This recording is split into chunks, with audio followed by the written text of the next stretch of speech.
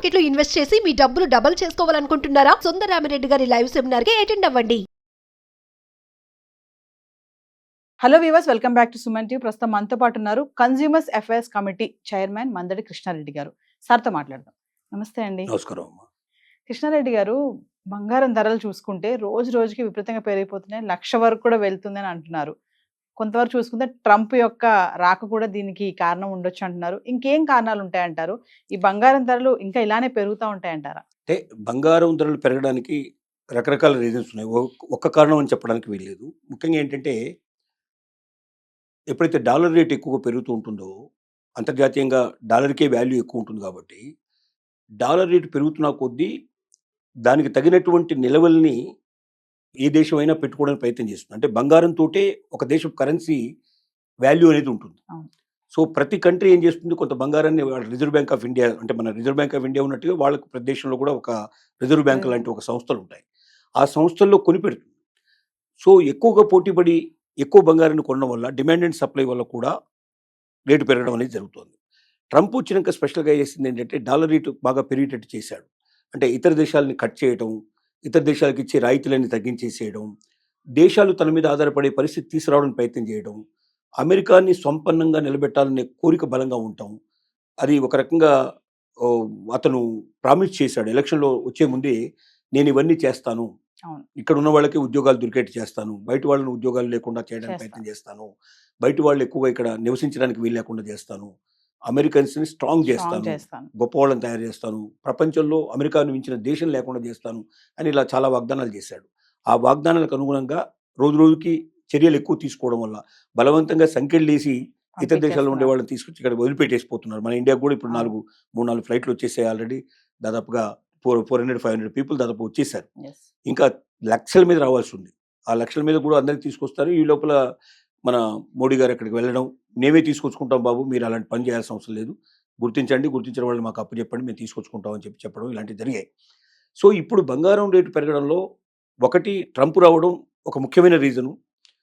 Dollar యొక్క rate విపరీతంగా పెరిగిపోవడం, మన రూపాయి పతనం కావడం కూడా దానికి ముఖ్యమైన కారణం. ఇతర దేశాల నుంచి ఇంతకుముందు ఎక్కువగా బంగారం వేరే వేరే మార్గాల ద్వారా వచ్చేది. అంటే గవర్నమెంట్తో సంబంధం లేకుండా వేరుగా తీసుకురావడం, దొంగతనంగా బంగారాన్ని తీసుకొచ్చేటువంటివి చాలా ఎక్కువ మార్గాలు ఉండేవి. రోజులకు విజిలెన్స్ కూడా బాగా ఎక్కువ చేశారు. ఈ విజిలెన్స్ వల్ల ఏమైందంటే, రోజు రోజు పట్టుబడేటువంటి బంగారాలు, అలాగే వైడ్యూటాలు కానీ వజ్రాలు కానీ ఇలాంటివన్నీ చాలా ఎక్కువైపోయినాయి. దానివల్ల కూడా ఇతర మార్గాల ద్వారా తెచ్చే వాళ్ళ సంఖ్య తగ్గిపోయింది. అప్పుడు ఏమైందంటే, వేరే మార్గాల ద్వారా వచ్చినప్పుడు ఇంత రేటు ఉండదు. ఎందుకంటే ఆథరైజ్గా కొన్నదానికిను అనాథరైజ్గా తీసుకొచ్చిన దానికి మధ్యలో వ్యత్యాసం చాలా ఎక్కువ ఉంటుంది. వాళ్ళు ఏదో కొద్ది గొప్ప లాభం తీసుకొని మిగతాదంతా ఇచ్చేసేవాళ్ళు. అందువల్ల చాలా తక్కువ ధరలకు మనకు దొరికేవి. ఇప్పుడు ఆ మార్గం కూడా తగ్గిపోవడం, మూసుకుపోవడం, అంతర్జాతీయంగా ప్రతి దేశం కూడా కొనుక్కొని పెట్టుకోవడానికి నిల్వలు ప్రయత్నం చేయడం, డాలర్ రేటు బాగా పెరిగిపోవడం, ఇలాంటివన్నీ కూడా దీనికి ముఖ్యమైన కారణాలు. సో ఈ కారణాలన్నీ వల్ల పత్రం ఉంది. ఇంకోటి ఏంటంటే, ఆర్భాటంగా సంపన్నం కొంచెం పెరగడం. అంటే ఒక సంపన్నుల శాతం ఇంత ముందు కన్నా ఇవాళ ఇండియాలో కొంచెం పెరిగింది. ప్రతి సంవత్సరం కొంచెం పెరుగుకుంటూ పోతుంది. ఈ సంపన్నులు చేసే పని ఏమిటంటే, అందరి ముందు ఆర్భాటంగా ఉండాలి, ఎంతైనా సరే మనం ఖర్చు పెట్టి చేయాలి, ముఖ్యంగా బంగారం ఎక్కువగా చూపించాలి అనేట్టు కోరిక. తర్వాత ఇప్పుడు ఎంత నిరుపేదలైనా మినిమం బంగారం ఉండాలనేటువంటి కాంక్ష, కోరిక మన భారతీయ మహిళల్లో ఉండడం అనేది చాలా సాధారణంగా జరుగుతుంది. అంటే బంగారం ద్వారానే తన యొక్క శక్తిో సామర్థ్యమో చూపించుకోవాలనే కోరిక కూడా కంపల్గా ఉంటుంది. ఆడవాళ్ళకు ఉండే ఈ వీక్నెస్తో కూడా మగవాళ్ళ మీద ప్రెషర్ చేయడం, కుటుంబం మీద భారం వేసైనా పర్లేదు, మిగతావన్నీ పక్కన పెట్టైనా తీసుకోవాలి. దానికి మంచి కారణాలు ఏం దొరుకుతున్నాయంటే, రేపు భవిష్యత్తులో ఏదైనా సమస్య వచ్చినప్పుడైనా సరే వెంటనే పెట్టి తీసుకోవడానికి, డబ్బు తీసుకోవడానికి వీలుండేది బంగారం. ఈవెన్ ఇల్లు అమ్మాలన్నా, భూమి అమ్మాలన్నా టైం పడుతుంది. కానీ బంగారం క్షణాల లోపల మీకు 3 నిమిషాల్లో ఇస్తాం, 2 నిమిషాల్లో ఇస్తాం, ఇంటికి వచ్చే డబ్బు ఇస్తాం అని చెప్పి ప్రచారం చేసే సంస్థలు చాలా ఎక్కువైపోయినాయి. దానివల్ల కూడా దీనికైనా పనికొస్తుంది కదా, అది ఉంటే మంచిది, రేపు భవిష్యత్తు అవసరాలకు ఉపయోగపడుతుందని ప్రెషర్ చేయడం, కుటుంబం కూడా దాన్ని యాక్సెప్ట్ చేయడం, ఇన్ని రీజన్స్ పెరగడం వల్ల రోజు రోజుకి ఈ బాగా బంగారం రేట్లు పెరుగుతున్నాయి. ఈ రేట్లు తగ్గడానికి కూడా పాసిబిలిటీస్ ఉన్నాయి. అంటే ఒకసారి దేశాలు స్ట్రాంగ్ అయినప్పుడు తర్వాత ఏదైనా ఎంతకాలం ఇది ఉండదు.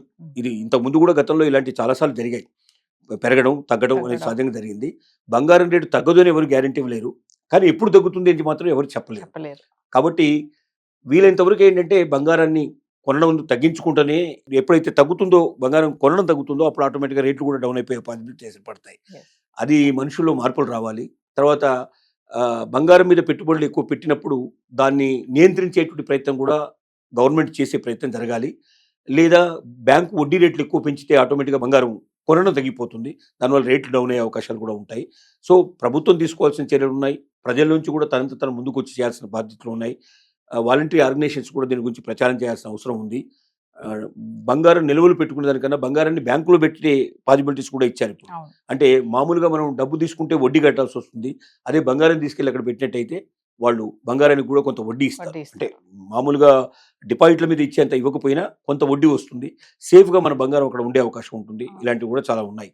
అంటే తీసుకెళ్ళి ఏదో లాకర్లో పెట్టుకునే దానికి లేకపోతే బీరువాల్లో పెట్టుకునే దానికన్నా బంగారాన్ని డిపాజిట్ చేసి Yes. దాని మీద మనం వడ్డీ కూడా సంపాదించినట్టయితే ఆ నిల్వలు ఉన్నట్టయితే అదనంగా బంగారం కొనాల్సిన అవసరం గవర్నమెంట్కి ఉండదు. ఉండదు. ఆ మేరకు మనం తగ్గిపోయే అవకాశాలు ఉంటాయి. Yes. ఇలాంటి అనేక రకాల పరిస్థితులు ఏర్పడుతుంది. ఇప్పుడు వెండి కూడా అలానే ఉంది కదండి, సమానంగా బంగారం కంటే ఎక్కువే ఉంది వెండి. వెండి ఎందుకు ఇంత పెరుగుతుంది అంటే?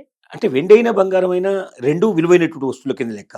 ఎందుకంటే బంగారం నిల్వలతో పాటు వెండి నిల్వలు కూడా పెట్టుకోవడానికి ప్రయత్నం చేస్తారు. అవును. వెండి ఎక్కువగా ఏంటంటే దేవుడికి సంబంధించిన సామాగ్రి తయారు చేయడంలో వాటిల్లో ఎక్కువ ఉపయోగపడుతుంది. దేవుడి విగ్రహాలు తయారు చేయడంలో వెండి ఉపయోగిస్తారు. దేవుడి ఆభరణాలు తయారు చేయడంలో వినియోగిస్తారు. కొంతమంది దేవుడి గుడి మొత్తానికి కంప్లీట్గా చేసే ప్రయత్నం చేస్తారు. ఇప్పుడు ఇళ్లలో కూడా ఏమైందంటే పీటల దగ్గర నుంచి మొదలు పెడితే ప్రతి ఒక్కటి వెండి పీటలు, అవును. వెండి కంచాలు, వెండికి సంబంధించిన సామాగ్రి ఇవ్వడం, ఇదంతా కూడా ఒక స్టేటస్ సింబల్గా భావించే పరిస్థితి ఏర్పడుతుంది. Yes. దానివల్ల కూడా వెండి బంగారం రెండు ఎప్పుడు పోటీ కూడా ఉంటాయి. ఒకదాని ఒకటి వెంట రెండు ఉంటాయి. ఉంటాయి. కాకపోతే ఇది ఒక తులం ఉండేటువంటి బంగారం రేటు తీసుకున్నప్పుడు మీకు అక్కడ ఉండేటువంటి అంటే ఇప్పుడు ₹1,00,000 అక్కడ ఒక కిలో దొరుకుతుంది. ఇక్కడ కిలో మీరు అది తీసుకున్నట్టయితే మీకు ఎక్కడ దాకా పోతుందో మీరు ఇప్పుడు ఉన్న అవును. రేట్ల ప్రకారం మీరు అంచనా వేసుకోవచ్చు. Yes. ఆ రకమైన పోటాపోటీ ఎప్పుడు ఉంటుంది. వెండి బంగారం రెండు కలిసే ప్రయాణం చేస్తాయి. Thank you. నమస్కారం.